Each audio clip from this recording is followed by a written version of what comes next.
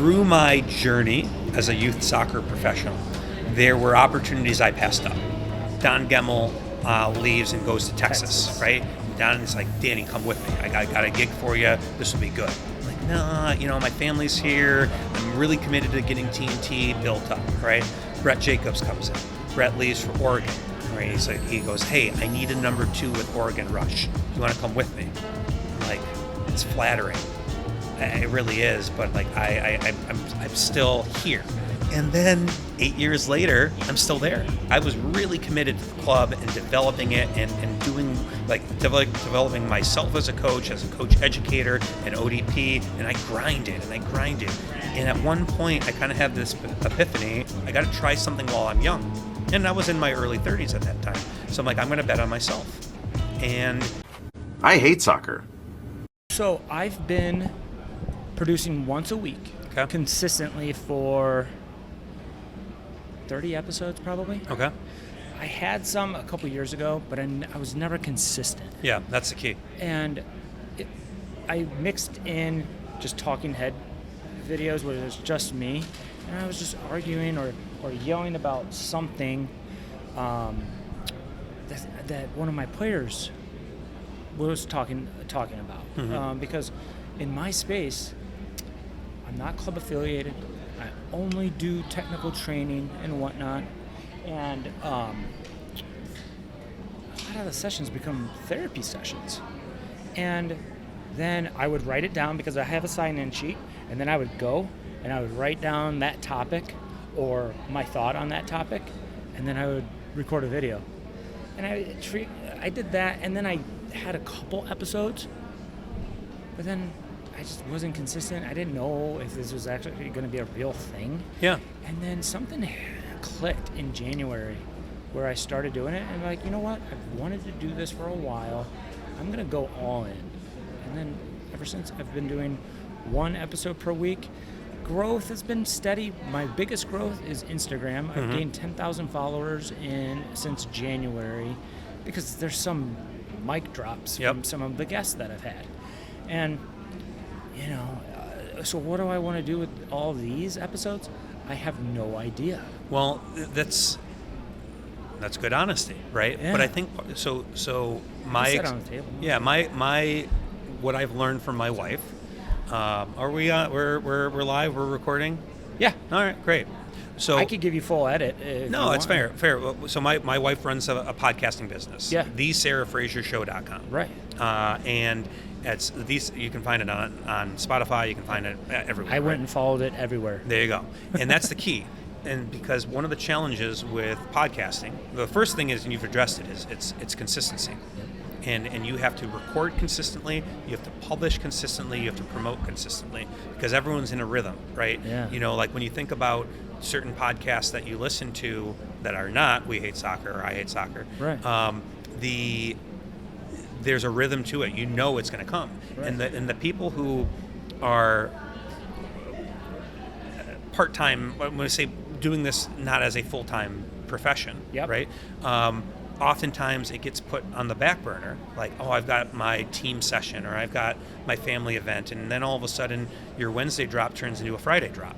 Well, you've alienated your audience there because they're banking on a Wednesday episode. Yep. So the key is prioritizing and making sure you have your production schedule and are consistent with it, and you hold yourself to it. Because most people who are doing this as a hobby, as a recreation, they don't do it consistently, and then that derails your process. But the other thing that you talked about was between the different models of social media, right? You've got obviously the podcasts, you've got YouTube, you've got Instagram, you've got TikTok, and there are different rules for each. And so you've got to be like, you're trying to figure out, how can I take this bulk content and then figure out how to produce it and deliver it within each platform. Right. And once you figure out that recipe, like for example, if you're going to do TikTok, right? It might be what's the one thing that Alexi Lawless said that's going to drive people to either YouTube or your podcast, right? And now you cut that, and that's your TikTok, right? you obviously like similar with Instagram and Reels. Like no one's, that you figure out, hey guys, here's me and Alexi Lawless. We're here at the North American Soccer Expo. Right. Come tune in. We've got some great interviews lined up, and so now you're trying to find ways to feed people into it. Right. And the challenge, of course, when you start thinking about revenue, is that the way you monetize within each platform is different. So the hard part is, like, if some people consume your content on YouTube, you're not going to make as much money off YouTube as you are with ads on your podcast. So in one sense, you're actually hurting your podcast revenue and downloads because of YouTube. Yeah. So there are some challenges of trying to figure out how can I produce this content and get people to the right avenue. Yeah. But I believe, like, everyone's you got to meet people where they are. And, I listen to my podcasts on my commute and on a walk. Yep. I don't listen to podcasts when I'm working out. I want my music. Yep. I need my rhythm. I don't listen to podcasts when I'm working because it just turns into background noise for me. Now that's true. That's just me personally, and I try to focus in directly on what I'm doing. And then if I get distracted by what I'm listening to, then I'm not fully present in what I'm doing. So that's just me. Right. But everyone consumes it differently. Some people will do it while they're exercising. Some people like to have it as background noise, and some people believe they can multitask and do different things at once. Right. So you just you figure out how people consume it and try to shove it down their face. I mean, through all those avenues, I find that TikTok is the hardest. Mm-hmm. TikTok is the hardest to grow, and it's the hardest to monetize, Yes. really, too, because it requires 10,000, and it's taking me forever. Correct. It took me like that So- to get to 10,000 on Instagram, but it's almost impossible to get on Instagram, too, because you have to be invited in. Correct. The thing with TikTok, I think, is frequency.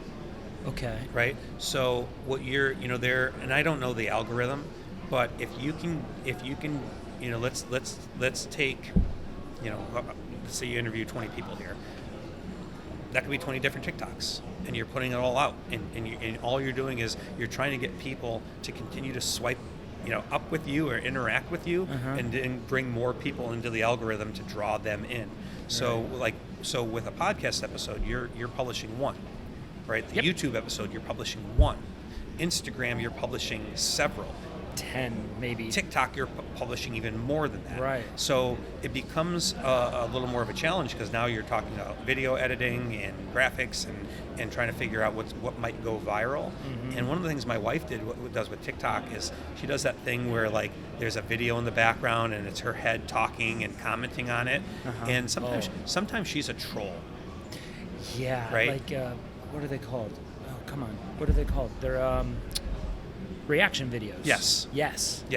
And so sometimes she'll do that, and it won't even be related to whatever content that she's just produced or promoting, but it'll be a reaction video. So it could be watching a goal scored or a match, and all you're doing is, again, getting people excited about this brand, and driving them to what is your primary content.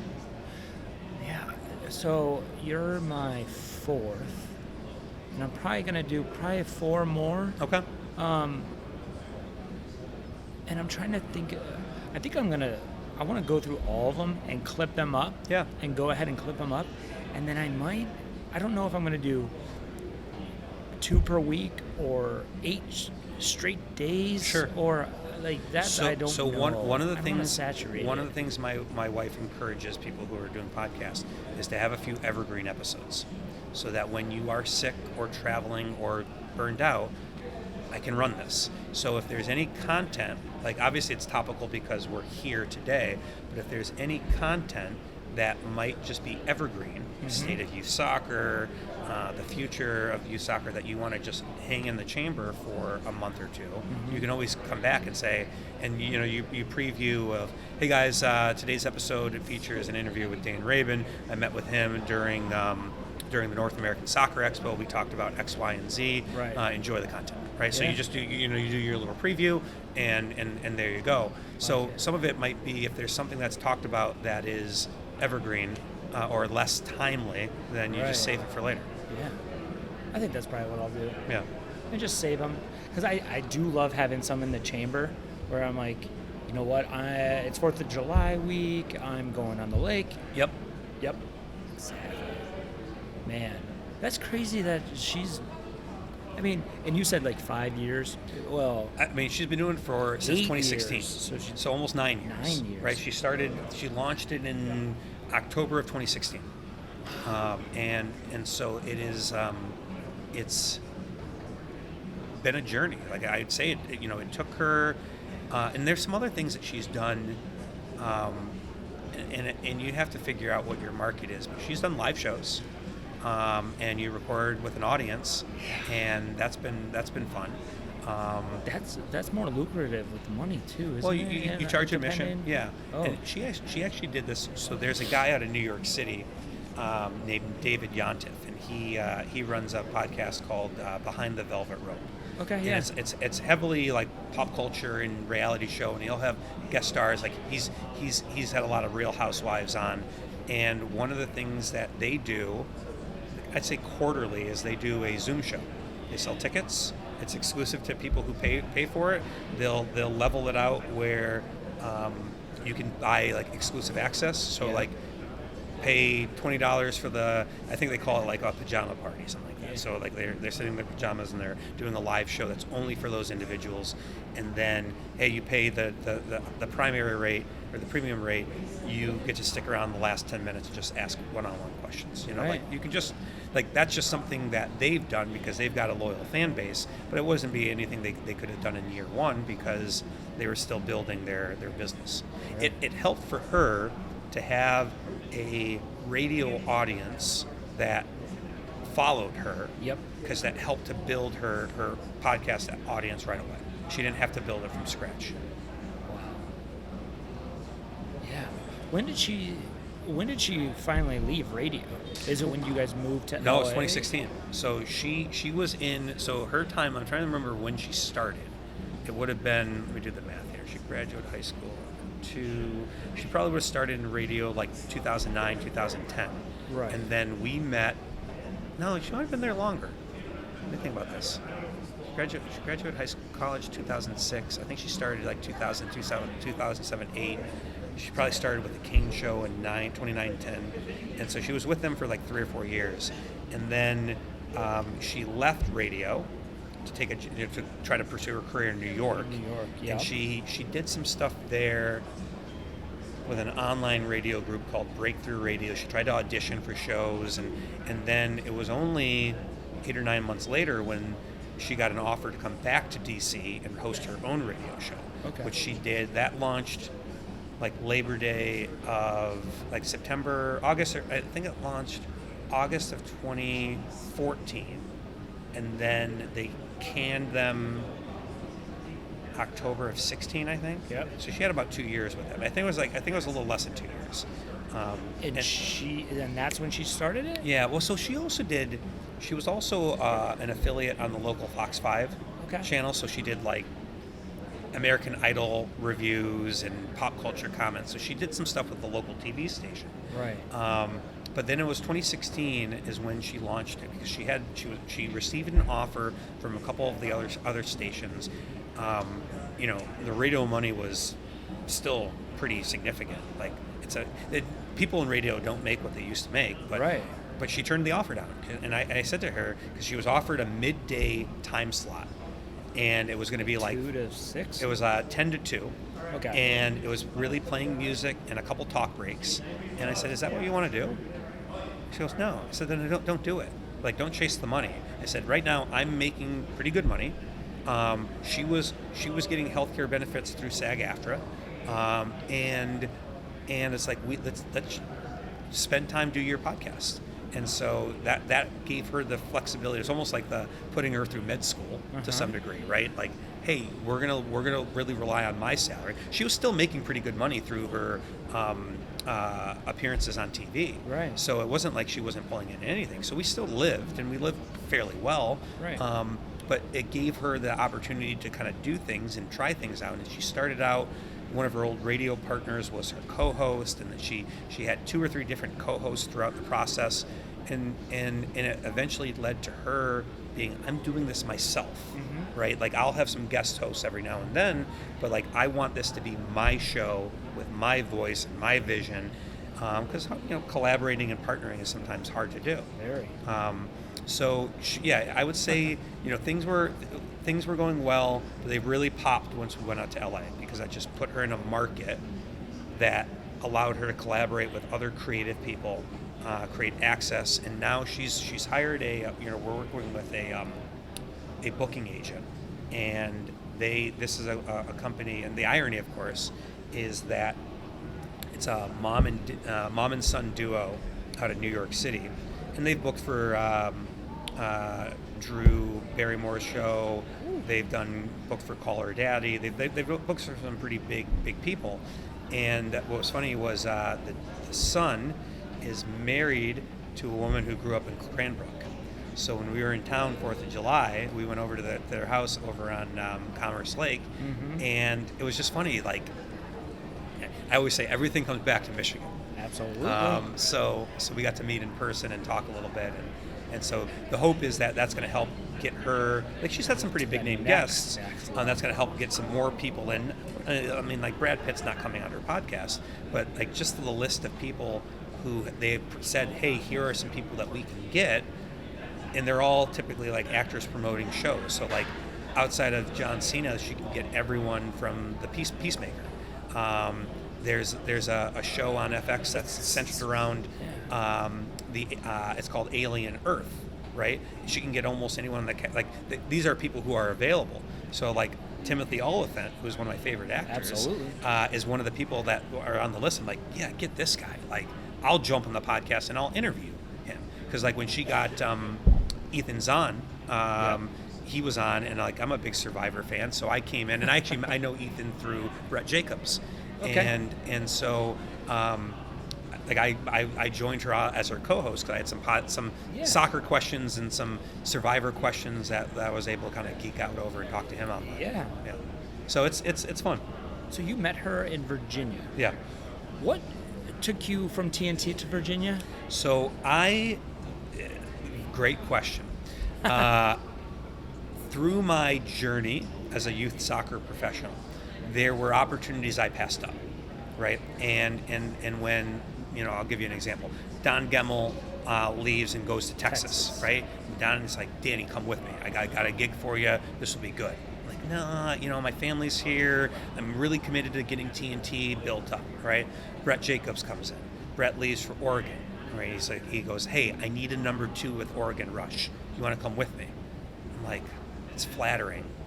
It really is, but like I'm still here, right. And TNT got to a point where at our peak we were about 500 kids, 30 teams, which was good for good size for Lansing. And there, like the last year I was there, we had 3 teams in the state cup finals. Right, like that's pretty remarkable. Pretty remarkable. Is that 2013 or 2014? 2011, 2012. 2012. Okay. And we for us to be able to get those teams developed and those players developed and competing at a state level and a regional level was pretty remarkable. And we had some pretty good players that came through that we can hang our hat on. And what ended up happening, what the eye-opening experience for me was.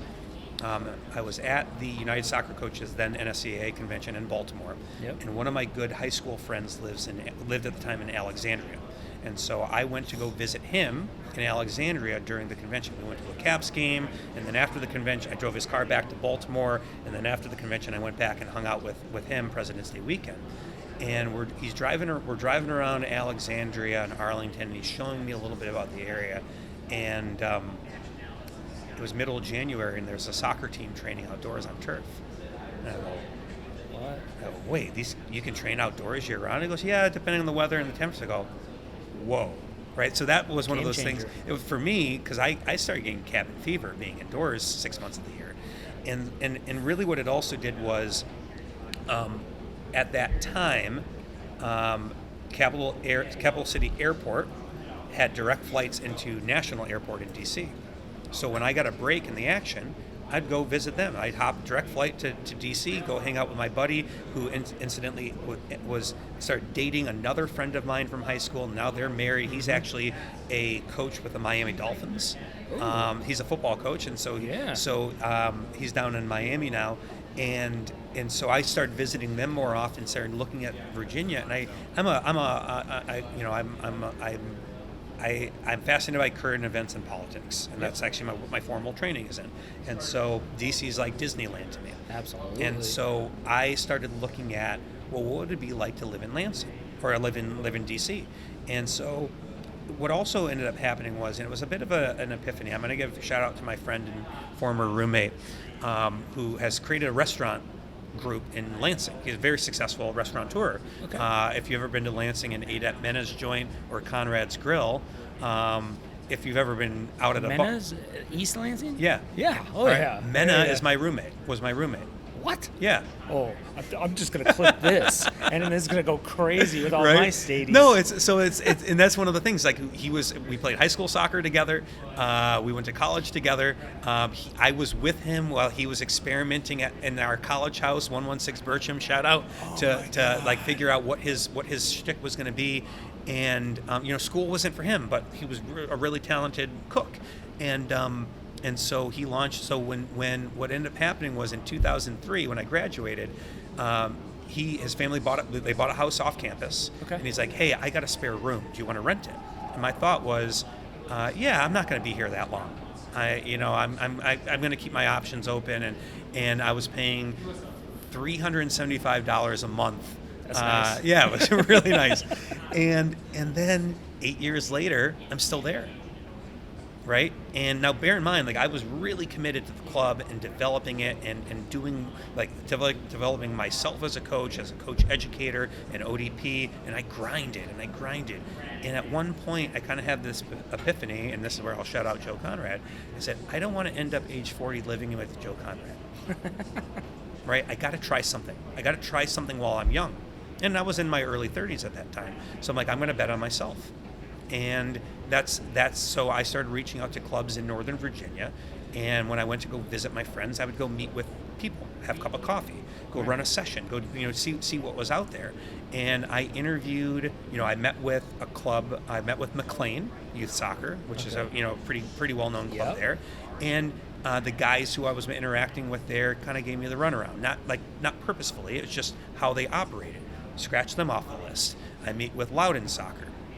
And they had an opening at that time, but they ended up hiring someone else, someone local, that made sense for them at that time, right? And they hired him away from Arlington Soccer Association. And so that opened up a position at Arlington. And I knew the state technical director, Gordon Miller, who's a legendary state technical director. Okay. And I mentioned to him early on, hey, I'm looking at Virginia. If there are any clubs that you think might be worth meeting with, go ahead. And he connected me with Prince William Soccer, where at the time Ken Krieger, Allie Krieger's dad, was running the club, and I had a frank conversation with Ken, and he's just like, hey, where we are geographically and what we're looking for, we're not the right fit, and I appreciated that. And so I actually interviewed, fast forward back to like April of 2012, I interviewed with Arlington Soccer for their technical director position, and it's funny, I make the jokes to the guys who are still there because I gave them like 3 or 4 ideas. Because one of the questions they asked was, hey, why didn't you ever reach out to us about availability?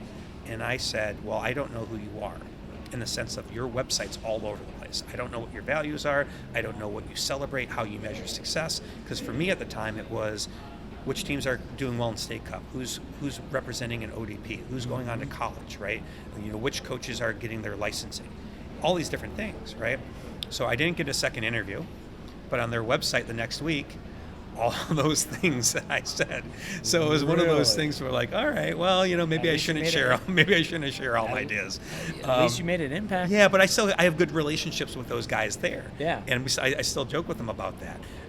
But then what ended up happening was nothing happened, right? Loudon didn't have anything for me, McLean didn't have anything for me, Arlington didn't have anything for me. So I said, you know what, maybe it's not the right time, maybe it's not for me. And we get through State Cup quarters and semis. And that year, we got 3 teams into the finals. Right. Remarkable when you think about it.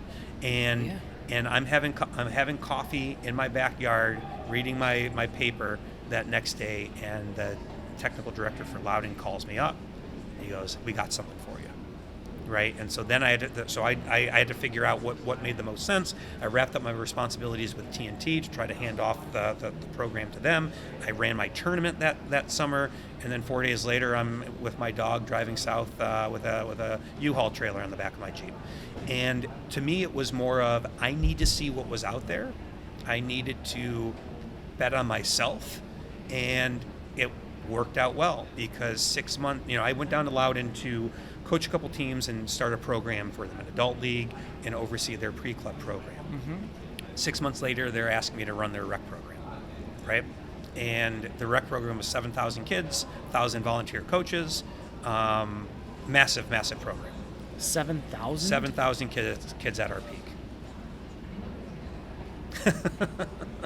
Nationals doesn't have that statewide. Well, they do. They might. They have 7,500 last time I heard. Yeah, so it's one of the largest rec programs in the country. Like NCFC is NCFC as a club is like 10,000 strong. What's NCFC? The North Carolina, like the former Castle group out of Raleigh, Durham. And there are some other big clubs on the East Coast that are more full service, grassroots, select level, competitive level. Right. And so to me, that was a great challenge because it was a lot of things. I was trying to figure out all the things that I've been doing and how do I scale it to that large of an audience.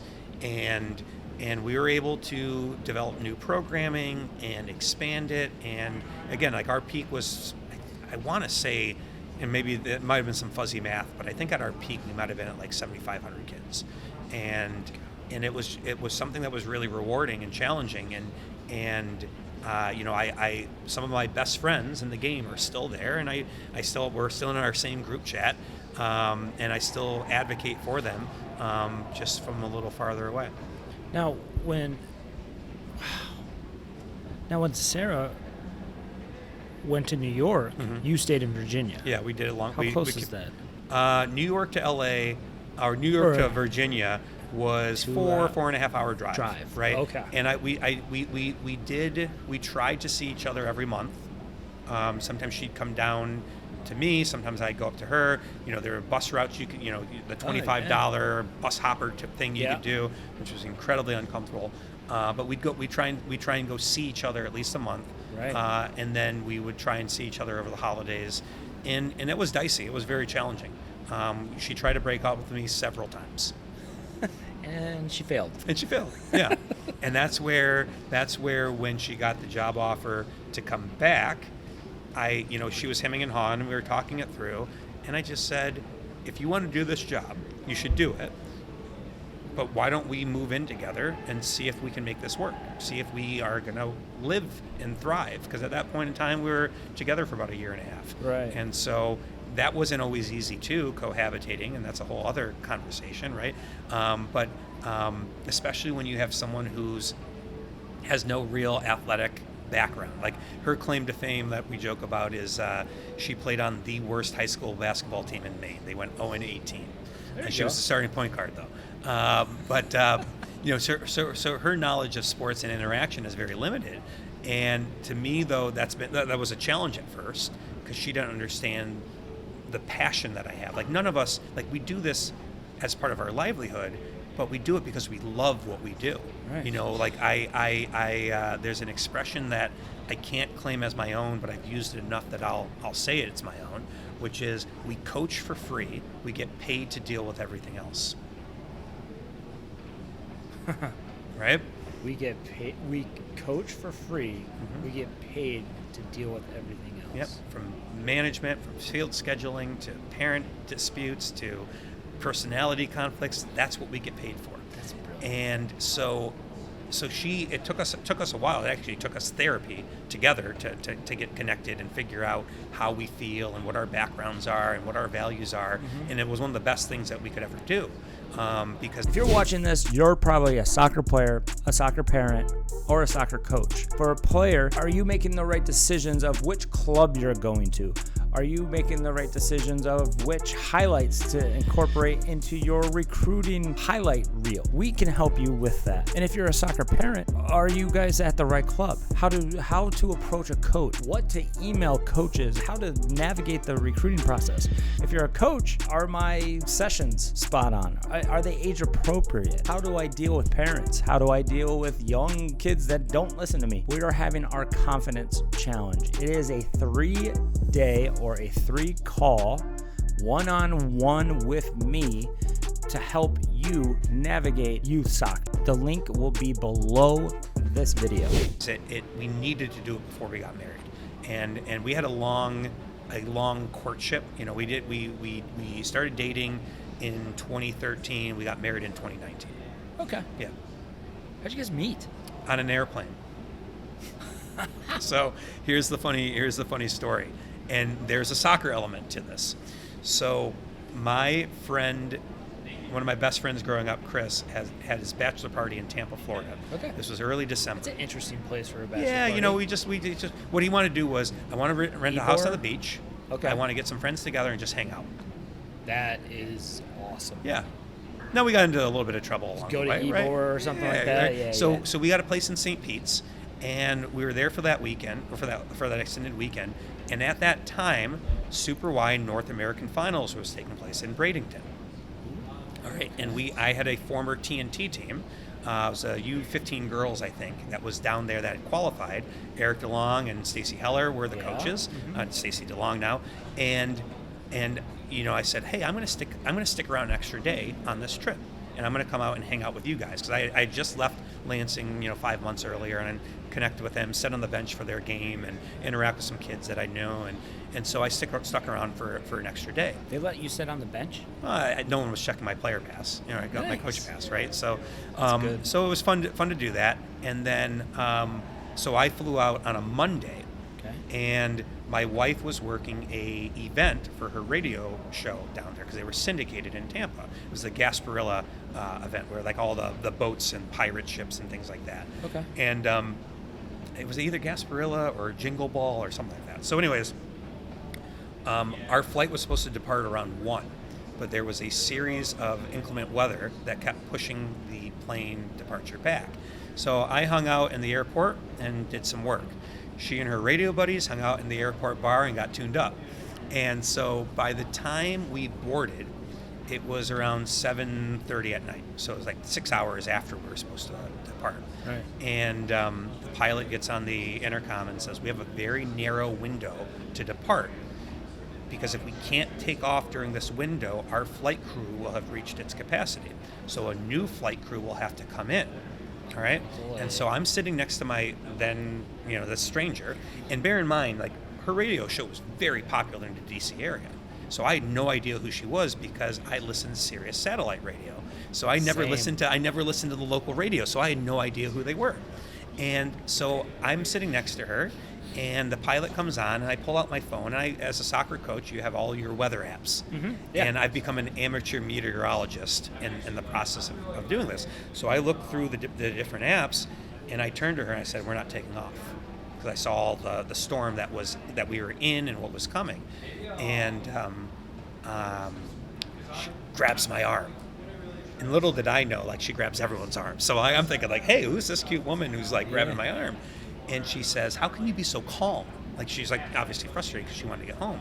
And I gave her some kind of Zen coaching garbage about, like, well, I coach, and I tell my kids and parents, for that matter, I said, you can't control what's out of your control. You can only control your actions and your responses, right? Yep. Yeah. And she must have thought I was some Zen master, and little did I know she was hammered. So we get off the plane. Because we missed our window, and we go to the airport bar next to it, and I'm interacting with her and her co-hosts, and I'm texting my buddy, who I'm living at this time with my buddy Griff, who at the time was a lacrosse coach and a public school teacher. Mm-hmm. And we had 2 other people living with us, a football coach, and then like another football lacrosse coach, and we joked it about being like a bad sitcom. probably like a bad sitcom called Balls. You know, a bunch of 30-year-old men living together. All coaches. Yeah, all coaches. And they were supposed to pick me up at the airport, and I texted them and said, "Hey guys, I'm delayed. Going to be a couple hours." I said, "Do you guys know who the Kane Show is?" Because that was their show, and they're like, "Yeah," because these were all local Virginia guys. Right. And little did I know, like, I'm hanging out with kind of local celebrities. So we hang out. She orders a margarita, I order a bourbon, and she hands me her margarita afterward because she couldn't finish it. And we had just a great time chatting.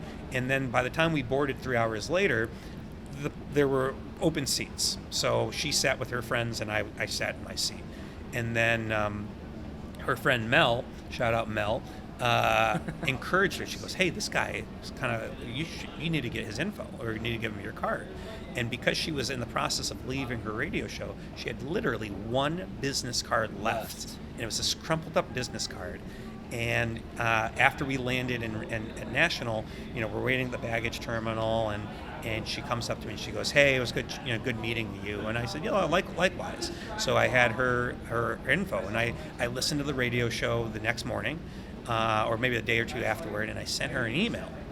I said, "Hey, I really enjoyed the show," because it was kind of funny, kind of like a Mojo in the morning type thing, yep. right? Mm-hmm. And they did some crazy things, like when Bobby Brown got arrested in D.C., like they paid to bail him out, and like they did some like kind of really? crazy things like that. That is crazy. And so at the bottom of my email, I put my mobile number, right? And then she texted me. There you go. And that's how our courtship started, right? The rest is and history. so we went on a couple dates early on, and so she was only in town for like another 3 or 4 months before she moved to New York, or actually 3 or 4 months on the radio show, and then she moved up to New York like August of 23 or 13. So we dated, you know, for 7 or 8 months. Okay. And then we did long distance for about 8 months, and there you go. Yeah. Real quick about the Sirius XM, that's why I pointed to you. Sure. Okay, so do you remember when I helped you out with the e-license in Lansing? Yeah. It was you and Todd, and I helped you guys out. You did the goalkeeper component, right? Yeah, a little bit, and then I was just like, kind of just assistant. Learning. Yeah. Exactly, because Yeah. I wanted to get into coaching education. Sure. And I had just done some NSCAA, like the longer courses and stuff. One afternoon, actually I think both afternoons, you and I went and got lunch, and you drove in your Jeep, the red one. Okay. And why I remember the color, I don't know. But you had Sirius XM, and then we started talking about NFL. Yeah. And that was the year when the Chiefs were terrible, and we were going to be on Hard Knocks. Okay. And you were like, "I don't like Brody Croyle. He reminds me of Eli Manning." And this is before Eli Manning won a Super Bowl or anything. But anyway, and I'm like, "What are we listening to?" Because I think you were listening to maybe NFL radio at the time. And I'm like, "What are we listening to? This is awesome." And you're like, "Yeah, Sirius XM." Ever since, I've had Sirius XM. Yeah. Thanks to you. Well, I don't get any residuals from that. I don't get any referrals from that. Too bad you don't have like affiliate marketing for that. Well, you know, it's fascinating. This is going to steer in a whole different direction. I don't care. But with radio, you know, I've listened to Howard Stern through my life, right? Okay. And he's I don't listen to him anymore. And it's not because I don't enjoy what he says. There are some things that are still real childish, but like his one-on-one interviews are phenomenal, right? So if he's got a good guest, I'll listen to that. But when I'm in the car, I listen to podcasts. And he had bashed like the evolution of podcasts. It's like these guys aren't professionals, and for a lot of people they aren't. But we've seen what the impact of podcasts can do, and it's portable. It's a little more personal, and you see the impact. And so I still have Sirius. I still pay for my Sirius satellite radio, and actually we can declare that as an expense for my wife because of her entertainment side of things. Yeah. And I'll still listen to it from a music standpoint because I try to stay, I like my 90s alternative and grunge, but I need to listen to what the current rock and roll is. What is that, lithium? Yeah, there you go. Good shout out. And but most of the time when I'm in the car, I'm listening to podcasts. Yep. I'm a little here and there. It's either music, podcasts. I do listen to NFL, but like my longest drive is from Buffalo to Michigan. Yeah. So I kind of get tired. You need like an audio book. I need some sometimes I do all three. Yeah. I'll listen to a full podcast. Sure. Then I'll check in on NFL radio, and then I'll go to music. Variety. You need something to keep you going.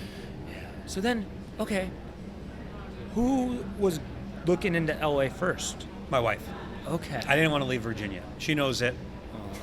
But you still miss it? I do. I love the area I was in. I love the Yeah. club I was in. I love the people I worked with. And it was a job that ticked a lot of boxes for me. And it's a job that I said I could do this for the next 20 years of my life. But I also knew my wife had a dream. And, you know, when Obama was president, DC was hopping, right? Yeah. People at the Kennedy Center, stand-up comedians, celebrities, and once Trump came in 2016, that changed, right? So the More access, corporate, probably. well, it just people, the entertainment people didn't want to come to DC. So in DC actually had a headquarters for BET, for Discovery Channel. Like there were entertainment groups that were headquartered in DC. Yeah. So it changed after Obama left, and we knew that for her, you know, what she ultimately wants to do is she wants to be like an Oprah Winfrey. She pens herself as Oprah meets Howard Stern, and you know, lifestyle and a little outrageousness, and we knew we needed to go to an entertainment area, New York or LA. Yeah. And New York is far more news and maybe comedy, right? Broadway. LA is entertainment, and and the challenge that we had was, you know, her family's in Maine, my family's in Michigan. So that would severely impact our ability to go see our family. And she's very tight with her family. I'm very tight with mine. Right. And so that was something that we had to look at. And so we got married in 2019, and we actually said, let's look at 2020. Okay? And then Dun, dun. global pandemic hits, right?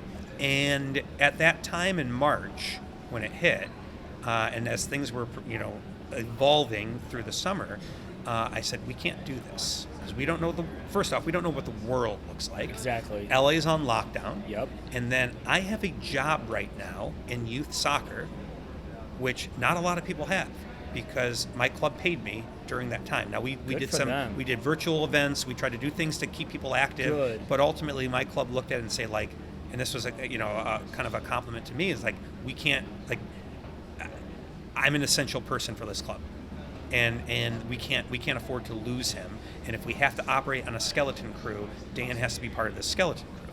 And because ultimately it's going to be who's going to mind the store, but then who's also going to help build it back up, which was a challenge in itself. So we said we can't do this. So we looked at a timeline of figuring out how this is going to work, when's the right time to do it.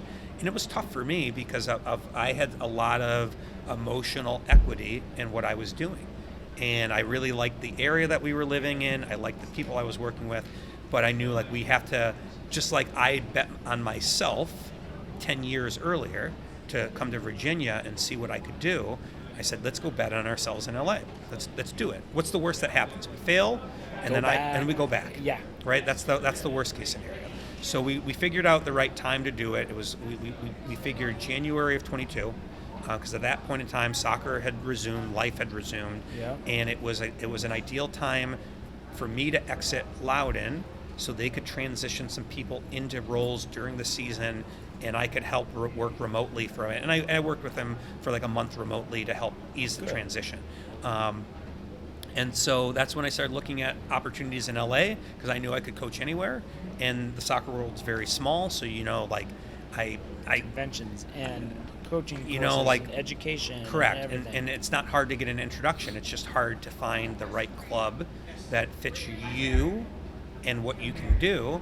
And there was a club at the time called LA Breakers that was reorganizing its leadership team. Okay. And I knew their club director, not personally, but through Ryan Hostler, who I worked with at TNT, who went out to California and worked with Richard Sims, who became the LA Breakers director, and Ryan connected us together.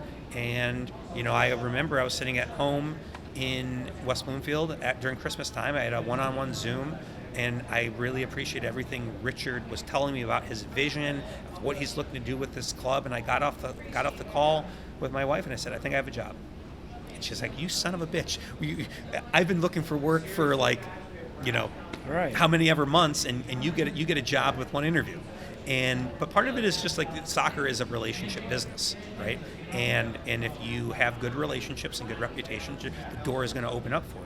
Yeah. And so that helped ease things because I knew I had a job. It wasn't necessarily the job I wanted, but it was a job that I could grow into, and that made things a little bit easier because we didn't want to live off our savings right away. Yep. But I had a job that helped ease things in, and then since then her podcast has gone bonkers, and she's the primary breadwinner when it comes to our family income. And that's because I've always wanted to be a stay-at-home dad. That's my dream. Yeah. And pick and choose. Like I'll coach a team every now and then. And but it was a challenge for me because soccer is a different market in LA. It's in LA is just a different lifestyle too, good and bad. Yeah. And but it's been a great move for us. My son is thriving. My wife and her career are thriving. I'm enjoying Los Angeles more. Yeah. Because I think part of it also was, I think the thing we talk about with soccer and it being a relationship business is there are very few jobs or industries that we work that exist where you're like, hey, let's go grab a beer. And conversations that take place over a cup of coffee. And a lot of people are 9-to-5 jobs. And we're in a profession where there's a lot of personal relationships that exist too. Absolutely. And there are times where you're like, in what world can you work in when you can get in an out-and-out screaming match with a coworker about something, and then walk out of the room and be like, hey, you want to go grab a beer? And I think that's because of our team. We used to do that to our teammates. Yeah, absolutely. And we're teammates. Yeah. I was a goalkeeper. My best friend was our sweeper, center back. Yeah. And we would get in shouting matches. Yeah. But then we would ride home together because he was my ride or I was his ride. Yeah. And you can separate things. Yeah. Girls on the other hand, different. That's a whole different animal. A little bit different. But no, we've been in LA now for about 3.5 years, and how old's your son? 4. Nice. Yeah. So you had him in Virginia. Yeah. So he was born in Virginia during the pandemic, and so he's 4 and. What were those hospital visits like? It was rough. I wouldn't say it was rough. At that time, they were allowing spouses in because this would have been April. So there was like a month and a half after the pandemic started. Was there a time that they didn't allow spouses in? Yeah, like right when it started. So they allowed spouses in. They didn't allow any other visitors. And it was funny when he was born. I mean, he did not want to come out. The doctors joke that because my wife had a C-section because he was like a 9-pound baby. He was a big kid. Yeah. And so they did a C-section. The doctor said when they came to pull him out, he turned away from them and tried to go back into the womb. Yeah. And but he was ready to come out, and he cried all night long. And at that time, because of the pandemic, the nursery was shut down, and the nurses, bless their heart, were like, hey, do you want us to take your baby for like a couple hours so you guys can sleep? We'll open up the nursery for him. Absolutely. We're like, absolutely, yes. And so I slept on a very uncomfortable sofa, and my wife slept in the hospital bed, and we stayed there, and we were in the hospital for maybe 2 or 3 days, and then it was, hey, get out, we need the room. Yeah. What a time. It really is. It was fascinating, and I just got done with my presentation about how organizations can grow their brand and community and impact. Yeah. And I said one of the saving graces to the global pandemic is that virtual meetings are now a thing, right? Zoom is now a verb. And what that has done is it's created more access and more opportunities for us to get people together beyond hey, let's rent out a high school auditorium and bring the parents in and do something more virtual and more accommodating to people's schedules. Right, because now we got to go back to the facility or do that. Yeah. Yep. Or you can record a podcast and say, hey guys, here's my tips on parenting. you can make it a webinar and record, leave the audio and get it out to people, and now they can consume it on their own time. Can we talk about that? Sure. I believe that every club in America should have a podcast, because if you have a staff that is very honest, and we can have a conversation like this, whoever's watching this in California might be like, hey, I want to go to wherever Dan is coaching. Yeah. And that's happened to me, where I've had some coaches on and people have contacted me. It's like, wait, where does this guy coach? Yeah. Like, we want to, or where is this episode? Where can I find this episode? Because I want to know more about this club. And so many of these clubs and these coaches are like, let's hide everything. Sure. Because I'm the way, or we are the way, and let's not give away our secrets. Correct. And it's like, I think about it. You could have your staff on. Yep. You could have your former college players that you guys pushed on. You could have college coaches come on. You could have coaching education from the state, DOC, from everything.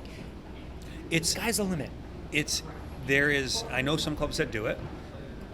I don't know necessarily what their numbers are, but the key point is, I think people consume content differently, right? And I'm old school. I like to read a physical newspaper, right? Now, I don't always go buy a physical newspaper, but I read newspapers. Okay. And I read the New York Times, I read the Detroit Free Press, sometimes I read the LA Times. That's my morning routine. And I'm not reading like everything, but I'm reading what I want to read or what I think I need to read. Look at what articles, right? And other people are going to consume it audio, and listening into podcasts. Some people want to watch it on YouTube. So you could try to figure out, how do I deliver this information to maximize reach? And if you can do something like a podcast, right? Or, I might do a live webinar and record it and let people watch it afterward, or cut that audio and drop it into it as a podcast. So I think part of it is there's two hurdles. One is how much, like, getting over that objection, like I don't want to share my secret sauce. Right. But you don't have to share the recipe, but share the sauce. Give people a taste. Exactly. And I think you're starting to see it with clubs when they publish their game model, right? Those fancy graphics, and a lot of it is just like fluff, right? Right. And it's boxes to check, because not everyone adheres to the game model. Right. And so, like at my club, we shared our game model. I used Canva and created this fun little graphic, but ultimately it was the way we are going to frame the way we teach the game to players through zones, offensively and defensively, and channels. Okay. Right? And what are and some more so zones and channels, but what are the key points? What's the verbiage we're going to use to help illustrate what we want to do?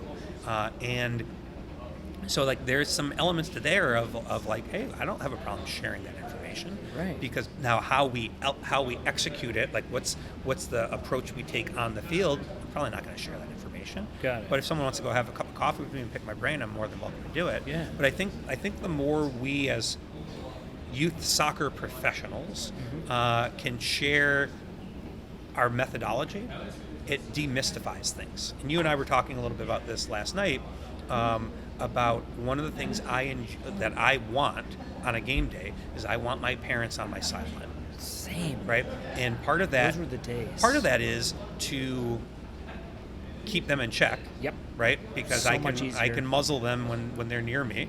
But then also, I want them to hear what I'm saying to the players. I have nothing to hide with that. Now, if there's something personal, I'm not going to, like I'm a big believer.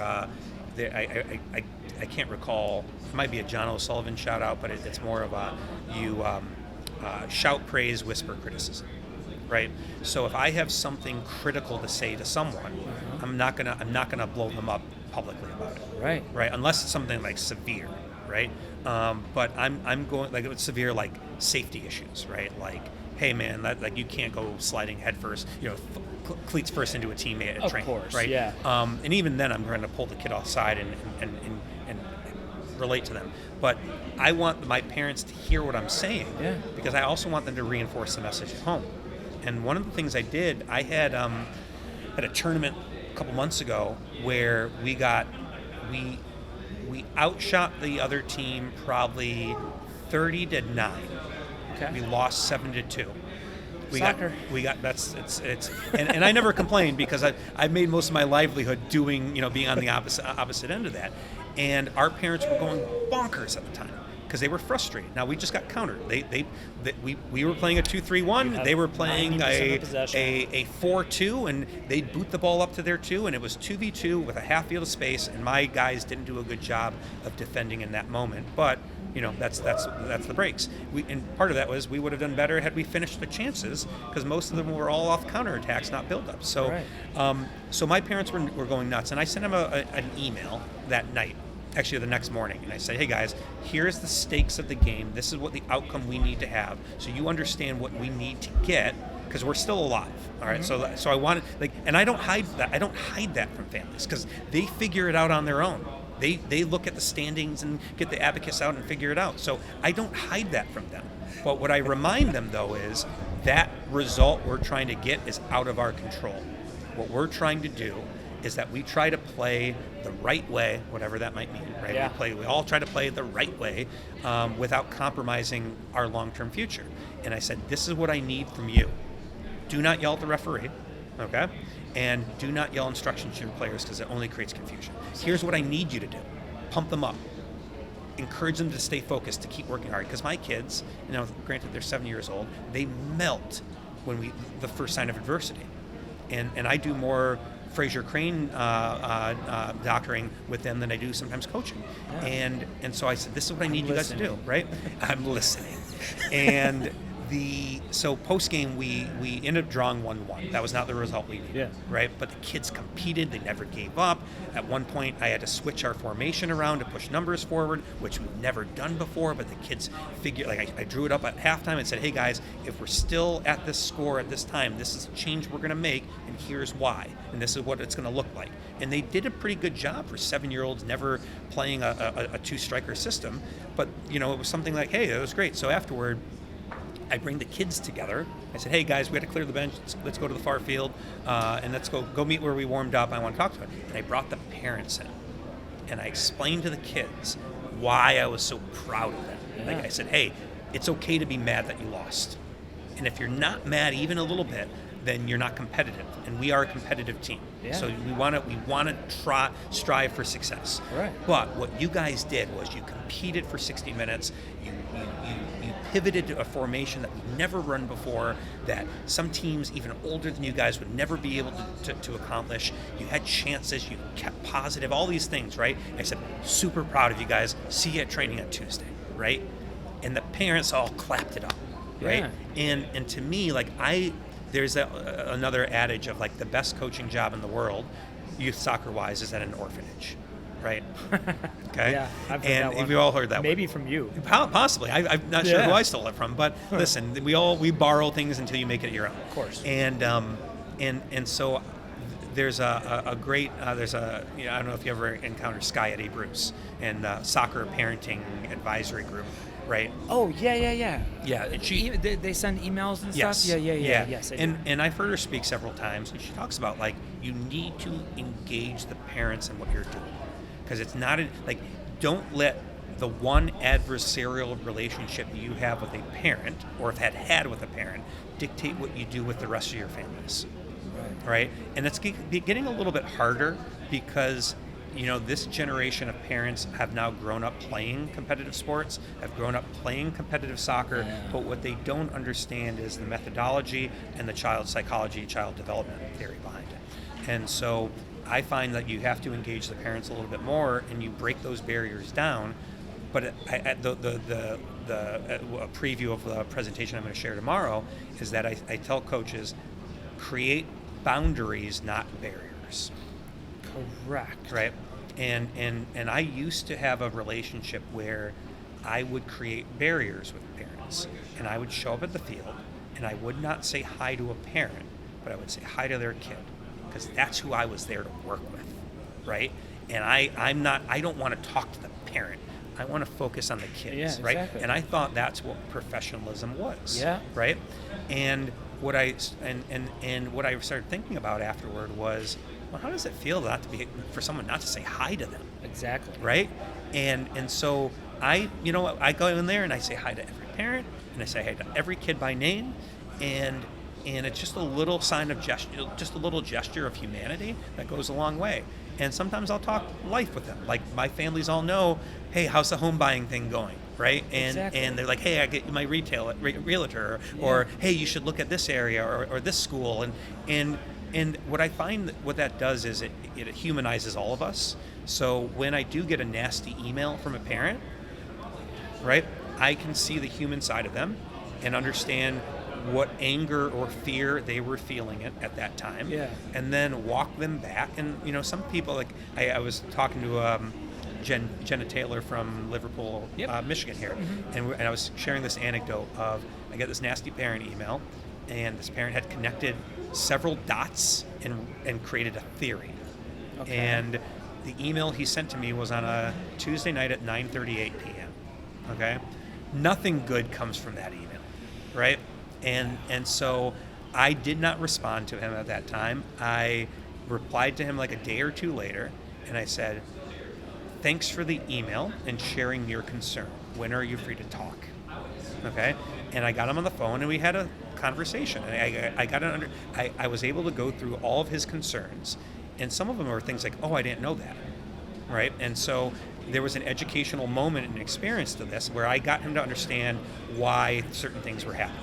Right. And ultimately, this is what it came down to is, and here's your Dr. Fraser Crane stuff. All of our reactions are rooted in one of 6 emotions.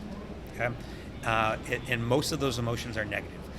There's anger, sadness, fear, disgust.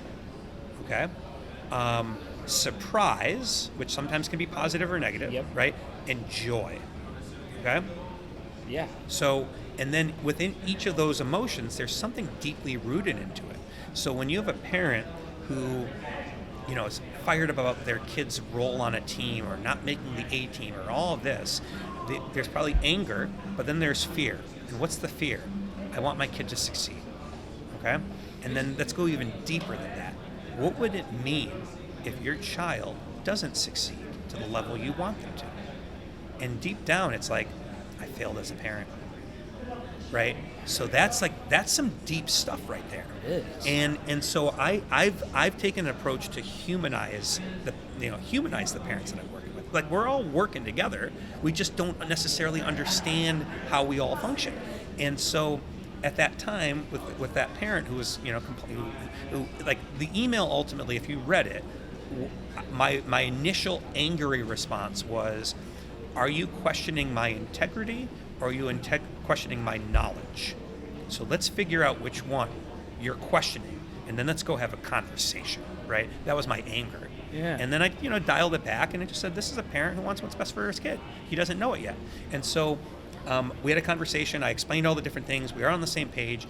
And then I said to him, I won't say his name, I said, listen, the next time there is a concern that pops up or a question, I don't want you to jump to a conclusion.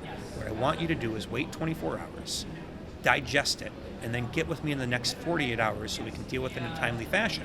Because I don't want you to assume something and jump to a conclusion and make a rash decision. And we're going to resolve things in the future with civil dialogue. That was my next question. Yeah. Do you have a 24, 48-hour rule? We do. And everybody knows the 24-hour rule, Yeah. but not everybody knows the 48-hour rule. That's the second piece. That's the second piece, Yeah. and that's the most important piece. 100%. Because if you've waited 72 hours to address something, it must not have been that big of a deal. Correct. And so I picked that up from my high school athletic director at Hazlitt High School, a guy named Jamie Jett.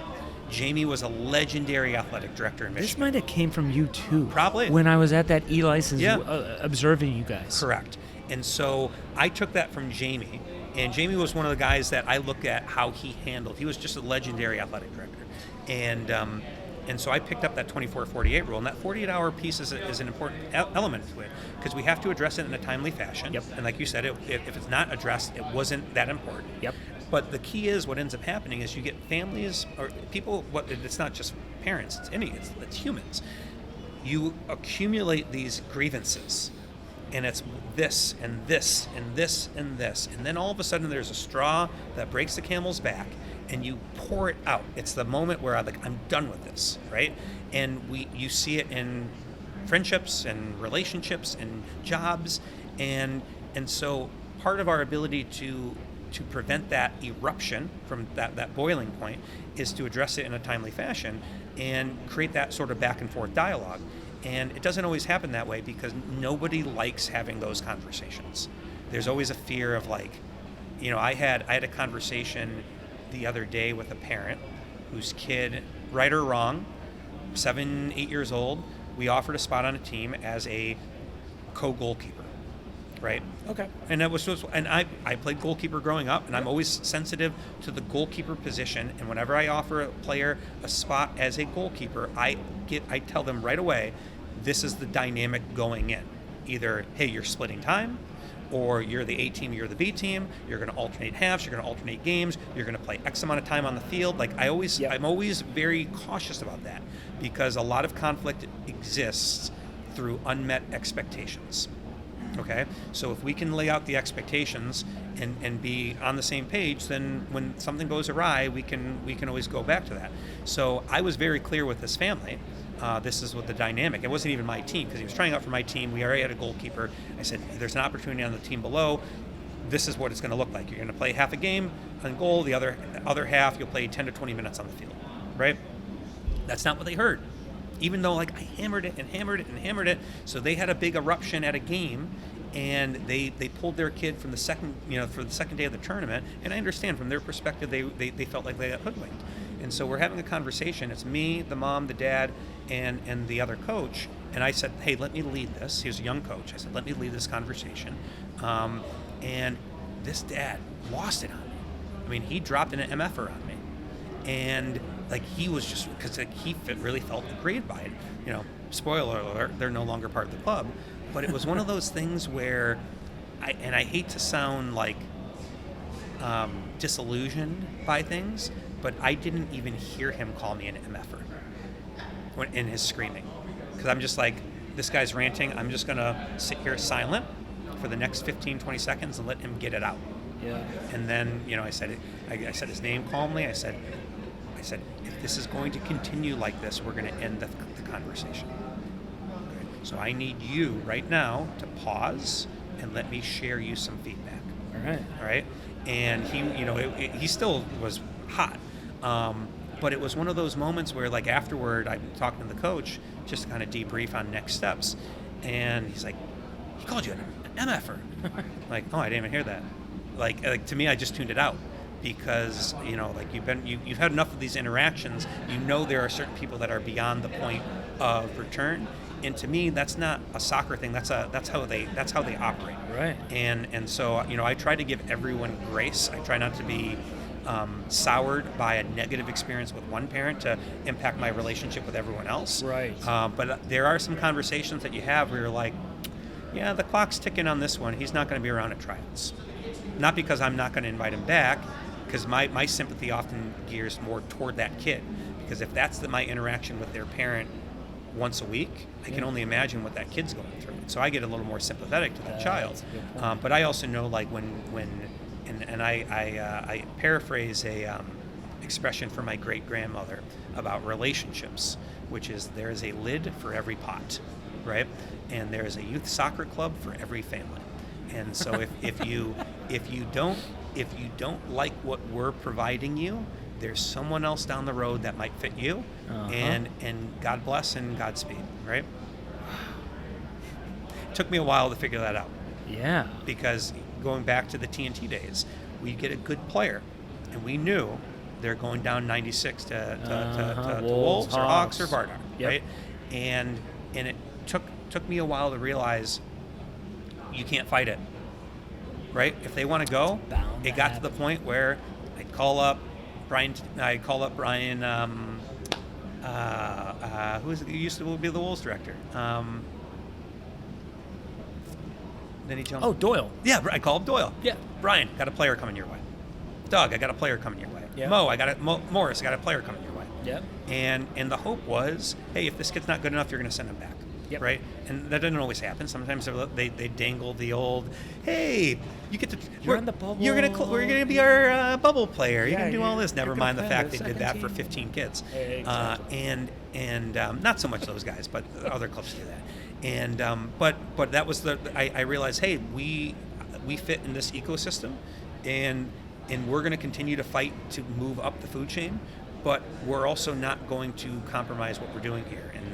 And so when there was a special player, and I think that term gets used far too often. Way too elite. Yep, elite premier, whatever it is. Yeah. But when we had a special player, we would send them there, and to me that was also a badge of honor, right? That hey, we're sending a kid to go play for a DA team. We're whatever the high level team was. Why fight it? Correct. And especially if that kid deserves or needs to be there. Correct. For their maybe best, the level. Well, and what was funny was there was a kid. Her real name, I'll use her real name, Cherish Angel. She's not a kid. That was her real name, Cherish Angel. And Cherish joined my team at U14. Okay. And she was out in Lansing area, and she did really well. She got into ODP. She got to go to regional camp. And it was right around her college recruiting age. I think it was U17, where, she was crying. I'm like, you got to go. You need to go down. You need to go play for Hawks. And she ended up playing on their second team, which is still a very good team at the time. Yeah. And I said, you need to go. And I called up Doug and I said, hey, you got a player coming your way. Got to take a look at her. She wants to play college. She needs to get recruited. And she ended up getting recruited, I think, to Robert Morris in Chicago. And so she did that, did the year, and then she came back home. And she played for me senior year. And because that was what she needed. And it was hard, and there were some other kids from that team I pushed out the nest. They needed to go to get recruited. Because at our best, we were a MSPSP 1 team. We finished, I think, second place by U19 or U18, whatever it was. But we were always fighting to stay afloat in Premier 1. And no, that's just what you needed to do. We're serving people. We're trying to grow and develop people. So it's very easy. I mean, to let our ego and pride get in the way. But at the same time, if you do things right, there's a cosmic balance that rules the universe, right? It's things are going to come your way. Going back to the parents on the sideline. Yeah. So my first introduction to real coaching was Matt Pokovitz, who used to be at Vardar, and then we started a club together, and I was 20. He was already 40 or whatever. But he had a rule where, you're on the same sideline, players on this half, parents on that half, and it was perfect. Yes. And guess what happened? There was never a fight between parents from different teams. Correct. Now, we want to act like it's so professional that parents aren't even at Flash Fields in Buffalo. Parents aren't even allowed on the turf. They have to watch from the fence. Yeah, from the rafters or the fence. Yeah, it's well, who is it up to? Is it the league? Is it the state? It's usually a state association or league rule. Okay. And there was, when I was on the board of directors for Michigan State Youth Soccer Association, there was at one point a rule change to take people, to put teams on the sidelines and parents back on the opposite sideline. Right. And it was actually being pushed by the referee association because it was easier to manage substitutions if both teams are entering and exiting from that side. So from that logistical element, and I advocated against it because, how hard is it for a center referee to be able to look to see what it is? And if you have a 3-man crew, they should be mirroring each other to figure out what the substitution is. Exactly. So, I think it goes back to your point. There's a lot of things that we try to mirror in the professional game at the youth level that just doesn't make sense. It doesn't. And so, to your point, in terms of putting the parents on one half and the teams on the other, that separation is critical. And then, when I coach younger kids, I say to the parents, the only time I want you to come over to this side is if your child is hurt. Yep. All right? And if I don't have time to address their injury or another coach to help with them, then I'm going to tap you in to come support that. But I don't want you pumping them up. I don't want you feeding them, like a boxer in the corner and spraying them with the water because it's so hot. Yeah, that's my job for the next 90 minutes is to be their coach and their adult advocate. And if I need your help, I will tag you in. That's what it comes down to. And so a lot of parents are pretty, when you set, again, boundaries, not barriers. Yep. they understand what and I go a step further and I explain why, right? And part of it is this is their time, this is their opportunity, and they need your job is not to be their champion or advocate. You're there is to go support them, and they want to be able to see your positive reaction, whether they do something good or not good. Yeah. And that's your role. So it's I even get into some child psychology that I picked up along the way into that to really help illustrate what their role is. Yeah.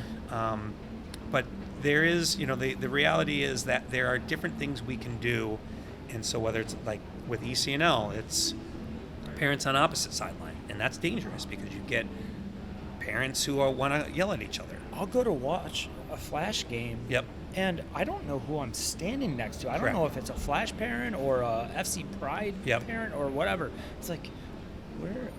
It's crazy. No, it's a dynamic that we all try to operate in what is the perfect world. Yeah. But then we also operate in reality and do things to make our jobs easier, to make the kids' experience better, to make the parents' experience better, even though they might not like what we're doing. And one of the things that I found fascinating, and I'm not quite, I would say this has been a habit over the last 20 years, is that 20 years ago, parents would drop their kids off the field and they'd go get a cup of coffee. They'd go walk around the neighborhood. Nowadays, they pack and they sit with their chair. Yep. And to one sense, that's good, because when that 8-year-old I'm coaching needs to go to the bathroom, I need someone to walk them to the bathroom. Yeah. And so there is to it, but I have to take a step further where, all right, parents, you guys are going to sit over here. Kids, we're setting up our bench area and our bags and our water over there, because I don't need mom and dad pumping up their kid in the middle of training, because that's their time. And so I explain why we create that separation, because my job as a coach of a U8, U9 team is to help develop habits. Yeah. And while I want to win games and I'm competitive, my goal is to make sure that when they go to U10, they're better prepared. So when they go to U11 and 9 aside, and then eventually 11 aside, they are moving up at progressing wise. And my role is to develop habits and to make sure there is still that joy in their experience, so that they want to continue playing. Yeah. Yeah. Do you have time to talk about World Strides real Yeah, quick? 100%. I walked in when you were talking about golf outings and community events within your club to build more community. Yes. Can you expand on that? Like, what are you guys doing? Certainly. So I'll reference my friend and colleague John O'Sullivan, who talks about our relationship with players being transactional or transformational. Okay. And I took it one step further and say, what can we do as a club, as an organization, to be less transactional and more transformational? And what I wanted to highlight was the value of these programming. And I'm not talking about camps, clinics, tournaments. They have their purpose, they have several purposes in what we do as organizations. But I'm talking about things that we engage with people off the field. And I said, like, golf outings, bring people together, poker nights, and what you're starting to do is you're creating community within your club, because there's a natural community that exists within each team, and most people are loyal to their coach. I want to play for Coach Jason, I want to play for Coach Dan. It's not that I want to play for Club XYZ. Right? And so here's a way that you can build in buy-in and community and retain players, attract new players, because this is the environment you're creating, grow your brand. But then I also believe I'm a big advocate of service. And I grew up in a family that preached service at your church, at your community, whatever it was. And there are things we can do in a soccer club to generate that service.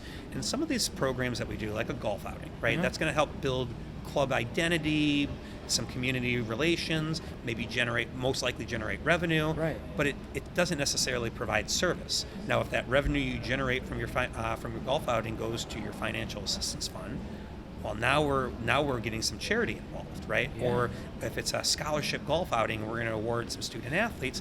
Now we're getting into the charity arm of it. And so I think part of this is necessary. To build your brand and your community, sometimes to generate additional revenue to offset your player fees. Yep. Because if you're only going to rely on player fees, I mean, there's a reason why we have sponsorships on kids' jerseys now. Yeah. right? And so you've got to get creative with how you can bring in revenue. But what I do with World Strides, I'm a sales representative, account executive for World Strides. My primary territory is the West Coast. Yep. But as some things have shuffled around, Michigan is one of my territories, and Virginia is one of my territories, because those are where a lot of my relationships are. Right. And so what we do is we organize international tours for sports teams. Okay. Soccer is our bread and butter, because it's a global game. Yep. But I'm organizing tours right now for a private school for their flag football team and their volleyball team, right? And they're both going to Barcelona. Flag football, girls or boys? Girls flag football. I'm telling you, they're coming. It is. It's coming. It's coming. Don't underestimate the NFL and the Olympics. I said that, and I got yelled at for it. Yep. Like, what Division I athlete is going to play flag football? I go, I have one right now. How about this? That's at Florida Atlantic, who in high school, she scored 4 touchdowns and ran for 250 yards. Yeah. Florida Atlantic has flag football for girls. Kids on full rides it's happening. for esports, right? It's going to happen. So you've got to brace for it. But anyways, no, it's a whole other conversation. So with youth soccer, we organize a lot of soccer tours. Our typically 9-day tours, a day of travel on each end, 7 days on the ground. Okay. And our standard tours are, we get you into a city. Sometimes it might be split between 2 locations, but we get you into a city. You're going to play 3 friendly matches against local competition, all right? And we're going to match you up, right? So if you're a ECNL or a GA or MLS Next team, you're going to play a top flight level team. If you're Grassroots 101 team, we're going to have you matched up against a Grassroots 101 team, because we want you to play against competitive matches. Right. You're going to have a professional clinic at a local academy. So like in Barcelona, we have a good relationship with Espanyol. So you're going to go to their facility. When I went as a customer, we went to Paris for the Women's World Cup in 2019, and my then U14 girls team trained at Paris SC. Right? Pretty legit. Yeah. And so you're going to train. If the pro league's in season, you're going to go to a game. And if it's centered around an event, we'll get tickets to an event, because we're getting ready for the Women's World Cup in Brazil, where like our tour will have a couple games that you'll go to. And right now with women's professional international matches, it's still pretty easy to get tickets. So when we went to Paris 6 years ago, we got to see the U.S.-Chile game in Paris, right? And that was awesome. So we have a mixture of soccer experiences and then cultural experiences. So just again, when I'll use Paris because that's where we went. We went to the Louvre. We did a riverboat tour of the Seine. We did Versailles.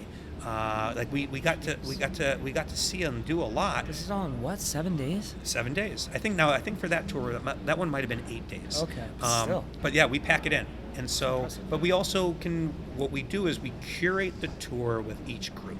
So let's say you have a U14 boys team that wants to travel. Yeah. All right. When's the window to go? Are you guys available in spring break, or are we going to look at summertime? Right? Or do you have President's Day week off? Right. Like that could be an opportunity. And then we look at we look at the dates, we look at the destination. Where do you want to go? If you're traveling in February, I'm not going to send you to Scotland. Exactly. Right. So there's some limitations there, and then we figure out what is the content, right? And so some of our most popular destinations are the UK, where we have events in London, Manchester, and Glasgow, but then we can also do some day trips to Edinburgh. But sometimes we split, so you might do London for a couple days and Manchester for a couple days.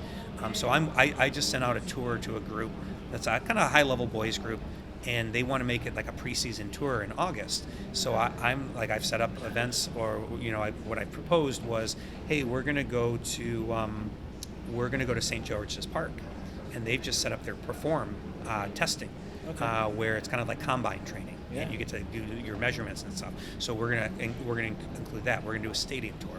We're gonna do he's a United fan, so we're gonna do Old Trafford, right? But you know what? Maybe the kids on his team are City fans. We're going to do City. They had it, right? We're going to do these stadium tours. So we get to curate it around what people want to do based on those destinations. And so I'm organizing a bunch of groups from my former club to go to Barcelona over spring break. Loudon. Mm-hmm. And what I've organized, like they've got some of their old, their GA and GA Aspire teams that are going to go, their U13 and U14 teams. So one of the things I've had in their itinerary is to observe a women's professional training session. Absolutely. Right?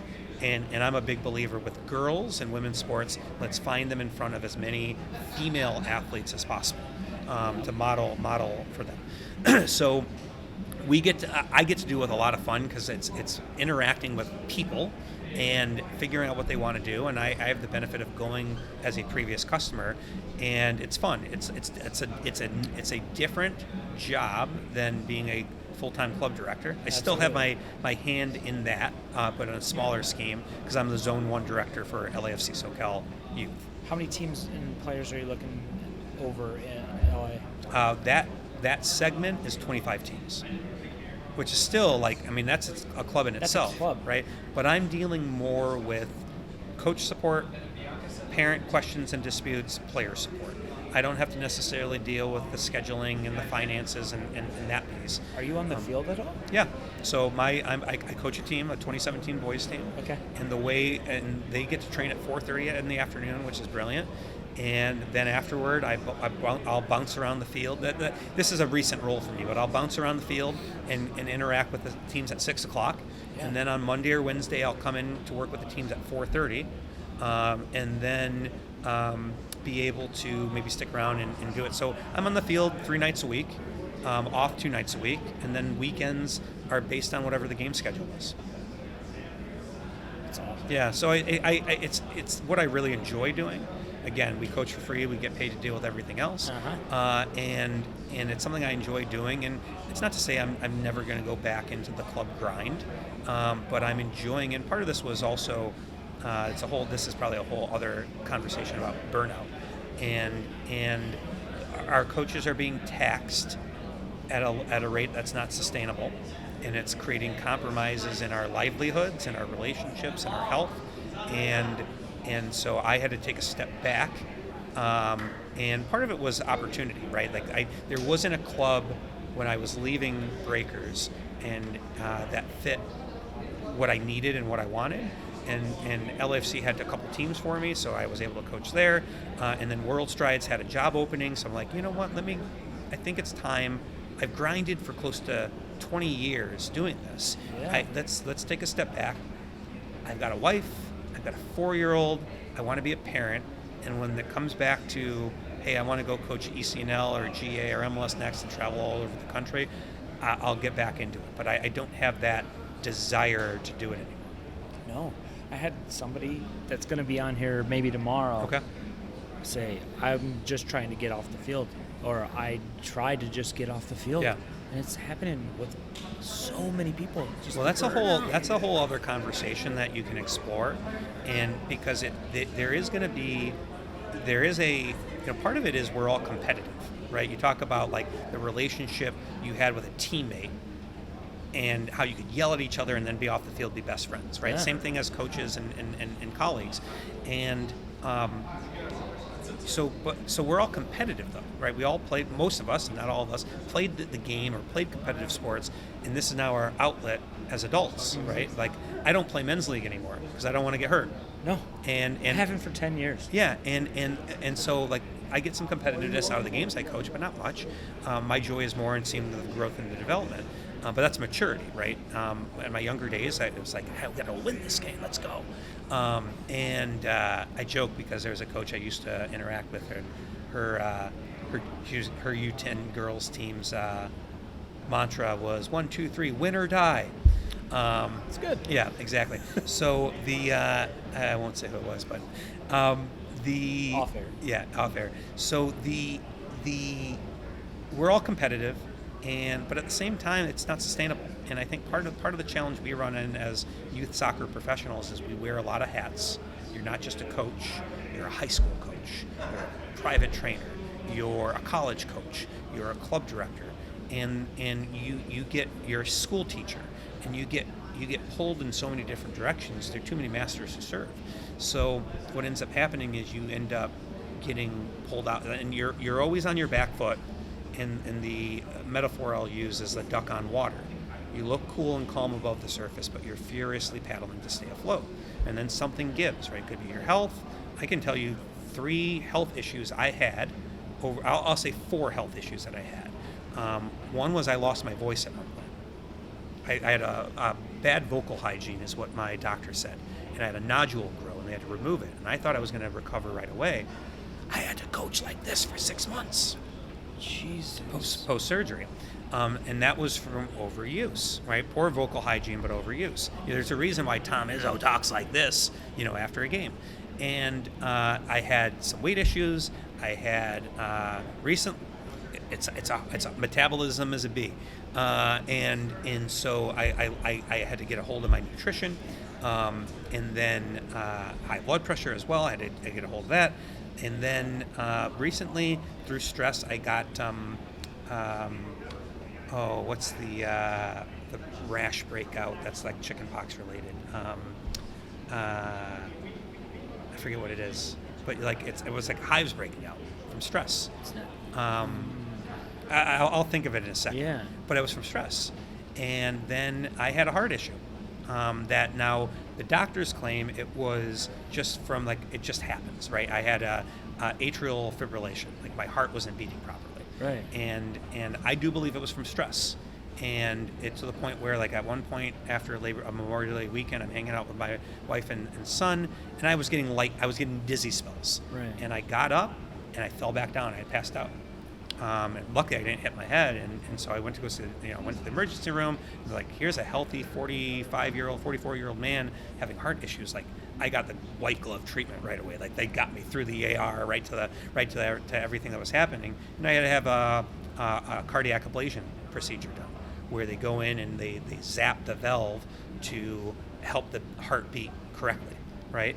And there's only so many moments where you're like, no, I wasn't on my deathbed. Right. I don't want to like say anything. But there are only so many moments where you look back and say, this lifestyle doesn't work for me. What am I doing? I need to do something differently. Right. And so it's one of the things I'm going to be preaching in my next presentation. Right? And tomorrow is about self-care. And part of our job as coaches is you've got to manage your calendar, because we don't live normal lives. We don't have a normal rhythm of life. No, right? we don't. And you ever see the movie Heat with Pacino and Val Kilmer. Pacino and De Niro sitting across each other from the diner, and they're talking about their lives, and Pacino says to De Niro, "You ever think about having a normal life?" And he goes, "What is that? Ball games and barbecues?" Yeah. And there are some tremendous benefits to what we do. Like, we get to work with kids. We wear loungewear to work. Like, we get to kind of make our used schedule. To call it soccer pajamas. Yeah, and Zathy used to call it the lifestyle, right? Yeah. And so there's tremendous benefits to it.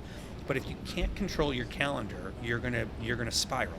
And one of the things I'm going to advocate about controlling your calendar is finding little micro breaks through the season, right?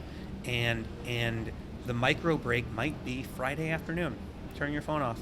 Turn your email off. Go do something. It might be Monday morning. One of the things that we'll say is, like, if you're going on an out-of-state weekend, all right, if you can afford to, go out a day early or stay a day afterward. Go to a museum. Go check things out. Like one of my favorite things to do when I'm in a new city is, especially I'm in the city, I like to wake up early and run. Yeah. Downtown. That's how I used to be. Yeah. It's a It's challenge, right? Yeah. But so you find little breaks in the action. One of the things I loved about Loudon was, because I was overseeing a recreational program, I knew what the major dates were, and I could actually plan my personal life out 18 months in advance, because I knew what the year calendar was, and then what the next season looked like. Right. And because everything was predicated on the school year. And that was really helpful, because I could say, like, hey, I can take this weekend and go to New Orleans to go on a President's Day weekend and do something with my then wife or then fiance. Right. And so you find little snippets. Sometimes it's on a day, sometimes it's a weekend, sometimes it's going to be a week, where I'm going to not do soccer, or I'm going to go away for this week, but I'm going to carve out from 9 to 10 a.m. is the time I'm doing email, and then that's it. And my wife would always question that, and my rationale was, if there's an issue, I don't want it to fester for 7 days and then for me to address it and it's gotten worse. And then meanwhile, I don't want to fret over the next 7 days about what am I missing, right? It's hard for me to turn my brain off like that. So my compromise to myself was from 9 to 10 a.m. I'm going to do email and let people know if it was something severe, hey, I'm out of town on family break. You can go talk to this person or you can wait till I get back. If it was like, hey, the fields are on fire, then I'll go ahead and address it. But you have to keep, again, barriers, not boundaries, or boundaries, not barriers, because otherwise, you're going to burn out. And I look at, like, I was working with Loudon on a trip, and the guy, John O'Hara, who's the club like technical director on the competitive side, he was out of town on a family trip. And so he's like, hey, Dano, I'm out of town. I said, hey, no worries. I'll get you when you get back. Because I know the value that he needs with his family. He's got 3 kids. Let's go ahead and what I need to get with you is not life-altering or time-sensitive. We can wait. And so you just have to find that balance. Because if you don't, and this is the double-edged sword. Because one of the other things that I look back at my journey is that I was available and I was reliable. And that opened up doors for me. So when Don Gemmel calls me and says, hey, I need you down at ODP training today. Call me up at 8 a.m. on a Saturday morning after I was out, on a Friday night in East Lansing. And, Danny, soccer never sleeps. I need you. I just saw him. Yeah, and you know what? I was there because I wanted the opportunity. When the 86 boys ODP team went to Vegas for ODP National Championships, there was a 4th coach spot that they needed to go. And I was a young coach, and Donnie invited me to go. Yeah. And I got to observe and work with Steve Sargent, Paul Cotto, Eric Pogue, right? Three pretty good coaches. Yeah. And I was just, I was basically a glorified chauffeur. I drove the van with the kids in it. And I got to interact a little bit with it. And I got to go to Vegas for a weekend. And it was like, hey, I'm going to make myself available to do it. Right. Hey, we need you to teach this coaching ed course. Yeah, let's go ahead and do that. Now, I was young, I was motivated, and I was single, no kids. So I had the bandwidth to do it. And so, there is a grind for everyone in this, but you've got to find your balance, and you also have to be able to look back and be like, how do I feel? And this is a whole other thing. Like, we think about the concept of mindfulness. Like, what am I doing? Why am I doing it? How does it make me feel? And understand, like, hey, maybe this behavior is unhealthy and I need to change it.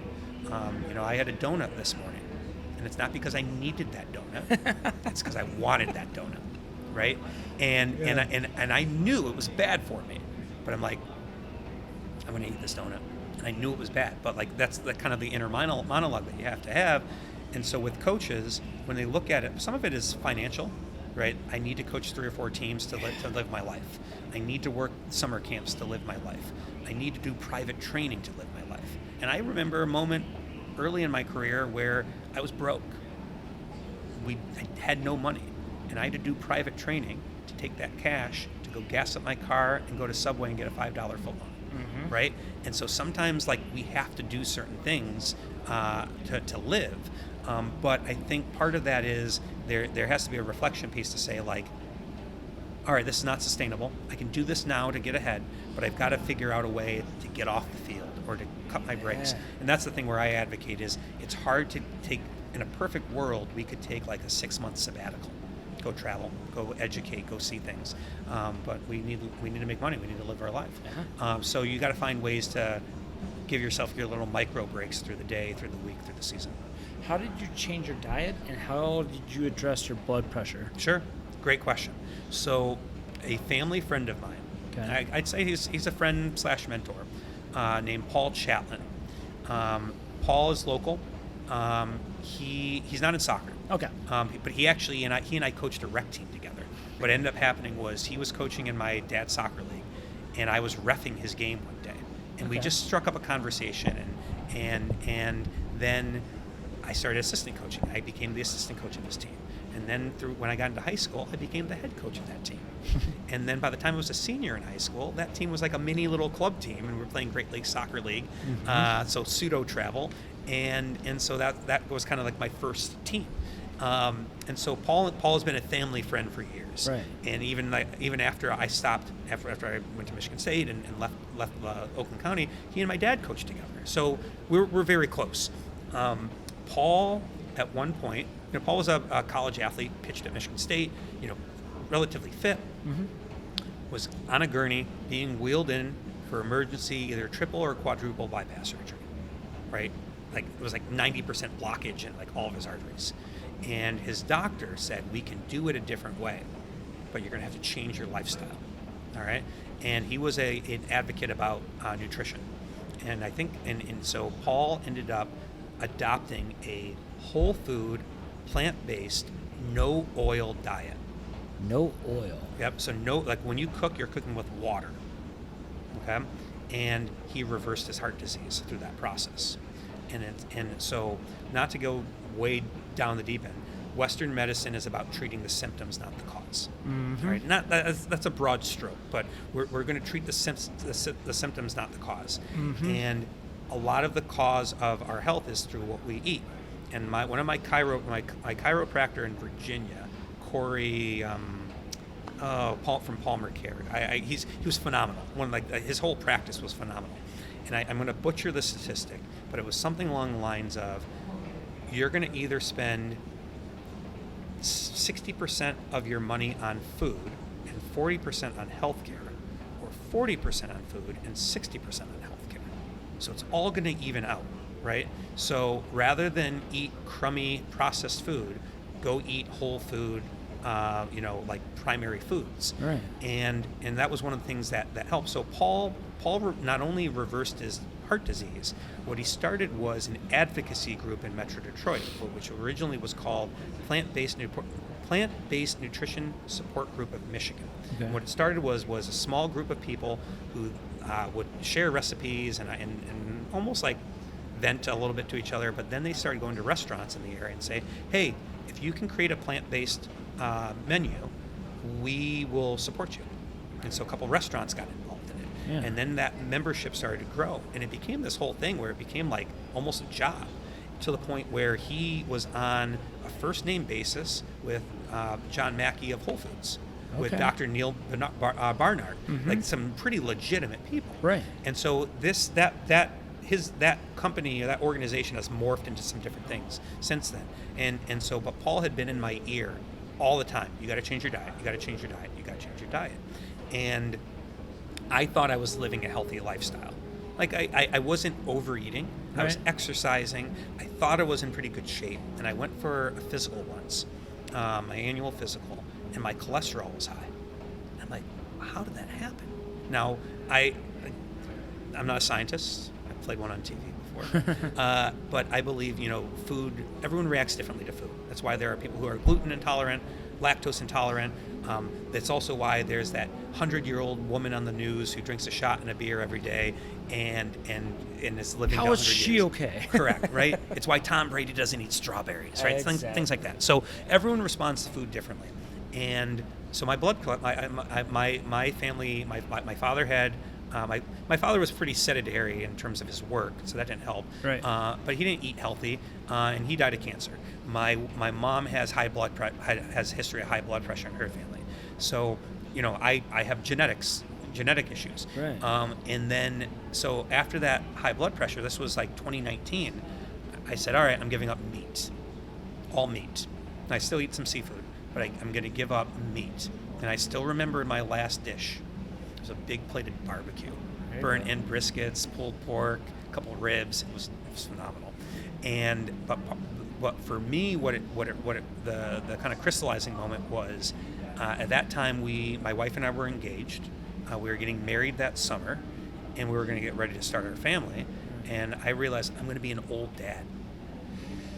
Yeah. And I want to be able to run around with my kid. I want to be able to wrestle with him. I want to be able to play sports with him. And so that was the thing for me was I know I'm going to be an old dad, so I have to do right for myself and my family for my family's benefit.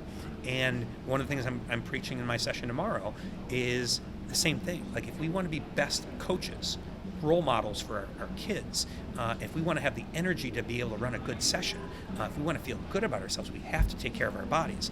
And this was one of the things that my chiropractor, Dr. Corey in Virginia, I think he had like an informational flyer or something like that, and it was a kind of a metaphor, which is, how would you treat your car if you had one car for the rest of your life? Right? You vacuum it, you get regular tune-ups, you wouldn't drive 100 miles per hour on the highway, and so he goes, that's your body. You have one car, you got to take care of it. And so so it really has changed my relationship with food. But part of it also, and what was helpful, is that my wife had eating issues through high school and college. Okay. And so she ended up seeing a woman named Robin Mize, who's a mindful eating therapist, and her specialty is helping people understand their relationship with food, right? And what I realized, so through her, her father died when she was in high school, so that was part of it, right? And you think about our relationship with food when people stress eat, right? Or like, I know this is bad. Like, hey, I just finished. The example I'll use is back in the day, in my power forward weight, after a tournament, I'd be like, hey, I was just on the field coaching 3 or 4 teams all weekend long. I'm getting that big bag of kettle corn for the car ride home. And I'd be lucky if that big bag of kettle corn made its way from Novi to Lansing, right? And so, but what was my relationship with food at that point in time? It was almost transactional. Hey, I worked really hard, I'm going to treat myself to this. Or what I also look back and say, there was an element, my father passed away in, I think, 2005. And part of my drive was blocking my feelings from that.